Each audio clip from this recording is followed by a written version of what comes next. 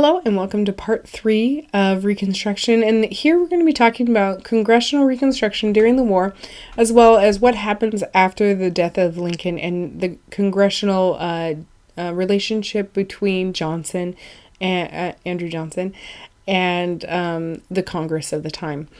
So what we ended with last time was Lincoln's 10% plan and how he proposed to deal with Reconstruction, and even going as far as allowing 10% of, or allowing 2 states to come back after they have pledged their 10% oath.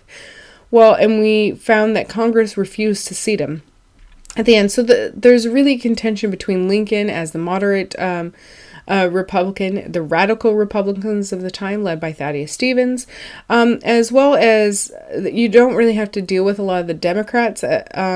In the North, there are a few, but they did not hold a majority in the Union at the time. So what ends up happening is after Lincoln gives this amnesty to Louisiana and Arkansas, and they tried to seat a Congress after the seat members into Congress after the election of 1864. Congress refused to allow them into the government. In fact, they didn't accept as what they called the sham governments. So Congress at this point ends up performing its own plan for Reconstruction, and this is known as the Wade-Davis Bill, which is offered to Congress on July 2nd, 1864, and it was named after Benjamin Franklin Wade, who was a senator from Ohio, and his life dates are 1800 to 1878, as well as Henry Winter Davis, who was from Maryland, and his life dates are 1817 to 1865. And what they propose instead is a 50% of voters' oath to take allegiance. And all these voters had to not only, and these voters could call a state constitutional convention, and only those voters had they had to do an ironclad vote, as we talked about a little bit before, where the radical Republicans wanted that ironclad vote, and that is ironclad oath. And so what they're saying with that is that they wanted to swear that not only that they had loyalty to the United States, but also loyalty to they never had loyalty to the Confederacy. And the problem was that not many people could truly say that they had never had loyalty to the Confederacy without perjuring themselves. And so they introduced this vote, and Lincoln ends up he killed the Wade-Davis bill with what is known as a pocket veto. And a pocket veto is a little used veto, and it's a veto that happens at the very end of a session, and it's just that the president doesn't sign it. And so it doesn't become official and then null and void, and it's essentially that the president is just ignoring it. Now, this infuriated the radical Republicans. They end up issuing the Wade-Davis Manifesto on August 5th, 1864. And with this manifesto, it says, "It is the president's job to obey and execute the laws which are made by Congress, who enacts them. The president's job is not to make laws, it is to uphold them." And so they're pretty much saying, you can't do this, you're overstepping your bounds. And the Wade-Davis Manifesto is very harsh, is very anti-Lincoln, but Lincoln wasn't really bothered. He was used to attacks. He was not a very popular president during his time, much more so later. He was used to being attacked by the Democrats and attacked by the radical Republicans, and he was very astute at juggling the attacks and trying to do appeasement at the same time. He was extremely intelligent, and so Lincoln continued to recognize the governments of Louisiana and Alabama. He also, however, by April 1865, there was evidence that Lincoln was probably moving more to the radical Republican camp. He had issued before his assassination, saying that he was 3 days before his assassination, that he was going to give an address. And it was about where he stood. And he was going to do the donation in Congress, but we are not quite sure what he was going to say. But there is leanings towards his writing at the time that he was probably going to join more of the radical Republicans. However, with Lincoln's assassination by John Wilkes Booth, Reconstruction ended up falling to Andrew Johnson, his vice president. And at first, Johnson appeared to be on the side of the radicals. His background is pretty fascinating. He is a Southerner with a kind of a modest background from Eastern Tennessee. He taught himself how to read and write fairly late in life, and he was living as a tailor at a time, and he hated the plantation aristocracy. He had a tremendous class antagonism towards the South and that society. He idolized Andrew Jackson, also from Tennessee.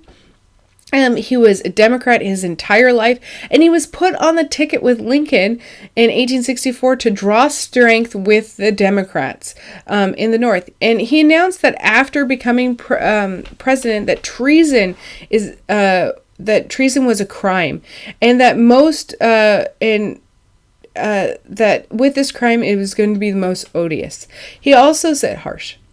He said the radicals thought Johnson was going to be helpful. They were appreciative of Johnson at first. They thought, since he was so anti-plantation and anti much of the South, that he was going to be on their side and do things that Lincoln refused to do, Lincoln as the moderate.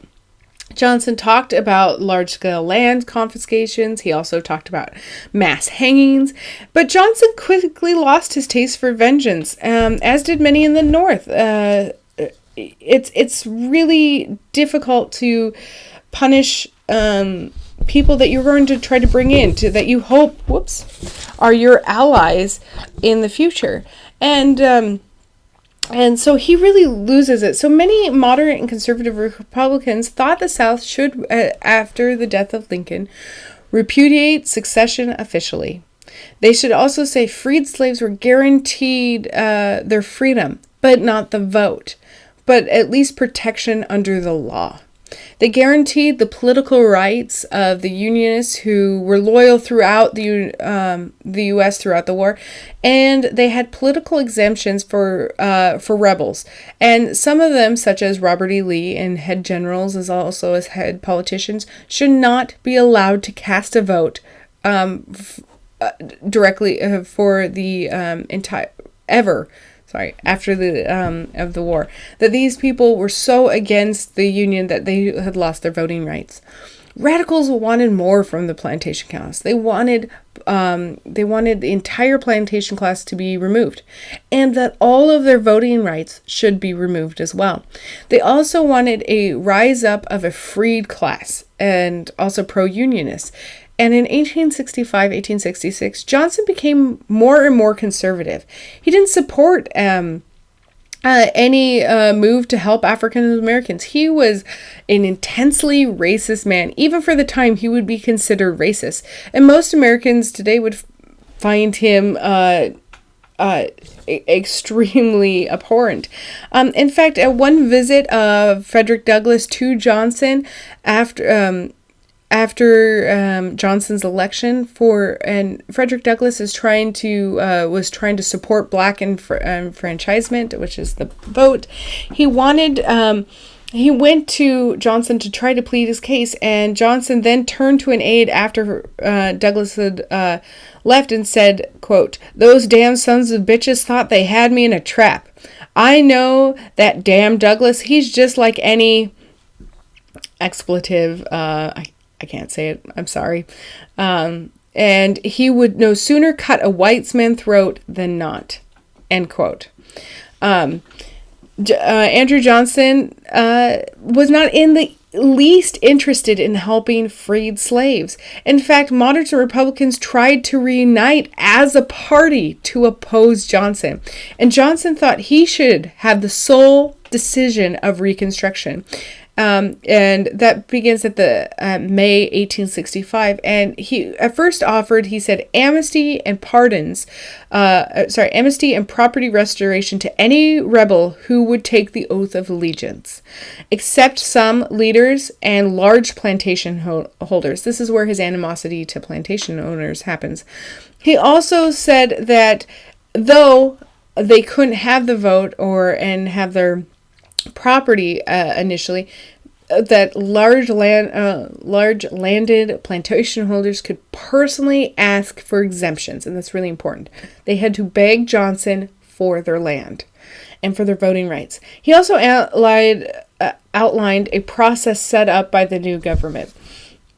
And in this, he said that they can set up new governments if they had abolished slavery, if they nullified secession within their state congresses, if they repudiated war debts, and which means they just repaid war debts. Think of kind of post World War I, which we'll talk about the war reparation damages set on Germany, if you're familiar with that. If not, we'll get there. During World War I. And so what they're saying is that they need to pay back the North for all the war debts.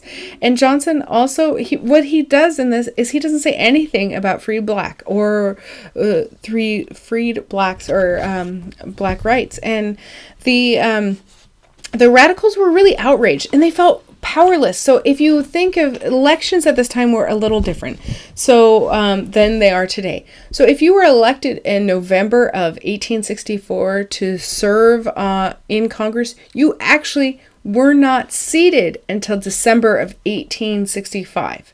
So you were elected in November and could not be seated until December of the following year.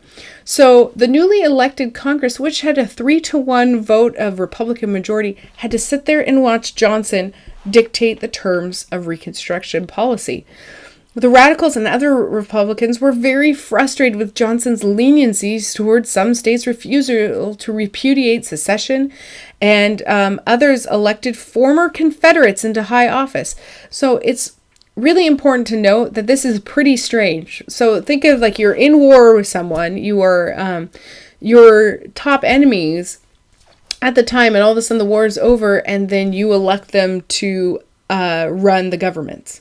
And that's pretty much it is. And not only governments, but also different states begin forming, like Mississippi ends up forming a militia afterwards. So former Confederate soldiers join a militia for the state of Mississippi. And so you're having what was a former, for lack of a better word, a former enemy now still having their army and still having their weapons, which is pretty strange. So if they were just mobilized, they could remobilize and do something in the future.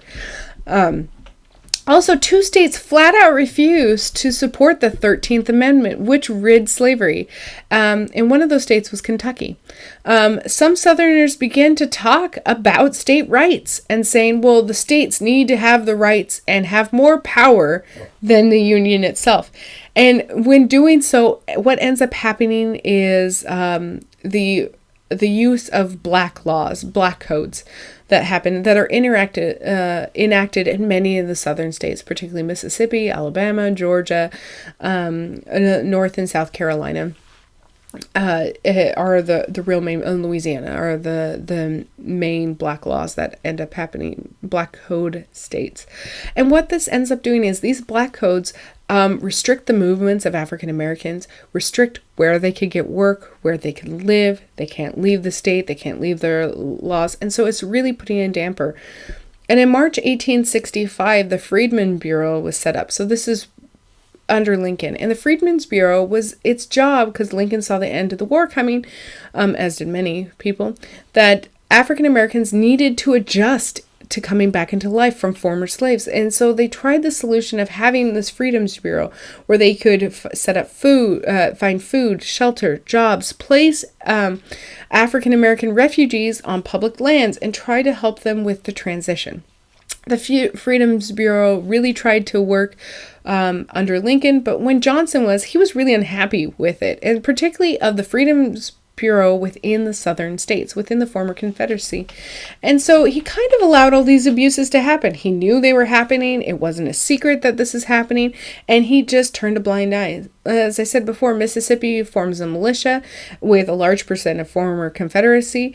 But also what ends up happening is you have increased lynchings. You have the development of the KKK, which we'll go into in a different one. And so this is kind of where Reconstruction is doing this. And in fact, remember when I said Lincoln had the right to, or plantation owners had the right to individually petition Johnson at first for their rights back? At first, Johnson was refused to do it, but then initially he ends up, out of the 15,000 plantation owners, he pardons 13,500. He got a real kick of the plantation owners begging them for their rights back. In fact, he found it very flattering, and they knew he found it flattering, and so they would say all these terrible things about him and then go beg for leniency. He'd give them the leniency, and they go back and saying what a weak-willed, terrible person he is. And Johnson kind of knew this was happening. So Johnson ends up, instead of forming allies with the radical Republicans or even the moderate or conservative Republicans, instead he forms allies with Democrats. And they saw him as an ally as well. They began creating, and he wanted to create a new conservative party, a union. He called it the Unionist Party. And he wanted to have Northern conservative Republicans and Democrats get together and form their own to have a majority in the House. And he wanted the leaders of the rebellion turning to power to be a part of this. And so at the end of 1865, the North was very unhappy with the course of Reconstruction was taken. They wanted harsher penalties for the South. The South was very pleased with this. The moderate Republicans dominated the House and Senate, but they had just been seated. They wanted to at least protect the rights of African Americans from the prosecutions of the South. There was enormous intimidation, and we'll talk about that later, about that were happening to African Americans throughout the throughout the summer of 1865 and after the war. And moderates wanted to deal with Johnson and make him act more like they wanted him to act more like a Republican and less like a Democrat. And eventually what they ended up saying is, to hell with Johnson, let's act on our own because we need to control the Reconstruction. And so what they end up doing is they set through Congress, they end up extending they tried to extend the life of the Freedmen's Bureau, and they also tried to defend civil rights, and also and the Court of Appeals, so that people would be able to justify their civil rights. They get this enacted in 1865, and Johnson vetoes it. He said, you cannot make laws for people, because if you refuse to seat the southern states, you cannot make laws for them. He said, you have to bring them in, because how can they have no representation, so how can they have a say in what you're going to do for the states? So a bitter Congress tried again in March of 1866, and this time they tried to get African Americans were citizens. They tried to nullify all the black codes and the black laws, and they also tried to grant certain rights to African American men. And again, Johnson vetoed it. They did not give African American men the right to vote after the war, as Lincoln had promised. The Democrats were very happy with this. And this was kind of the last straw for the moderate Republicans. They saw that Johnson was something that he was a person who needed to be removed, and he could not control Reconstruction. And so what ends up happening is they can't deal with him, and they try to convene over April and July of 1866, and they passed the Freedmen's Bureau bill and the Civil Rights bill, but Johnson again vetoed both bills. But in June 13th, 1866, the 14th Amendment became into being, which pretty much says that all native-born Americans, including African Americans, were citizens. It does note that Native Americans, Native people, are not considered citizens, and that all states had to uphold life, liberty, and property with due process of law. It also guaranteed equal protection under all laws. It was prohibited. It prohibited many of the Confederates to hold office at a federal level or state level, and Congress could enforce amendments through the appropriate legislation. It did not give African Americans the right to vote. Even some of the northern states did not want African Americans to vote, and it was important enough that that it needed to be ratified. But not only to ratify an amendment, it takes 5/6 of the states to do so. And one of the first states that jumped on this was Johnson's own Tennessee, which was a real slap in the face to Johnson. And Johnson tried again to use that new party that he wanted to create, because the Democratic Party, some of them were former plantation owners who laughed in the face of Johnson, but also he had very few Republicans behind him.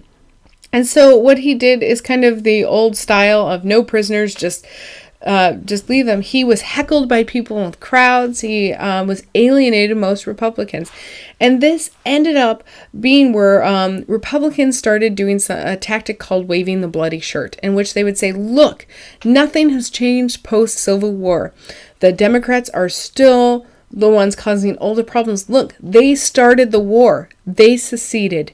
They started this war, and now they're trying to do it again. And all the problems that we have as a nation are because of the Confederacy. That's what they're saying. They're saying that, look, it's called waving the bloody shirt. And Republicans ended up sweeping elections in 1866, and the National Conservative Party withered and died, which is Johnson's party. And so what ends up happening is you have a Congress that is directly opposed to Johnson, and we will see in the next part exactly what that means.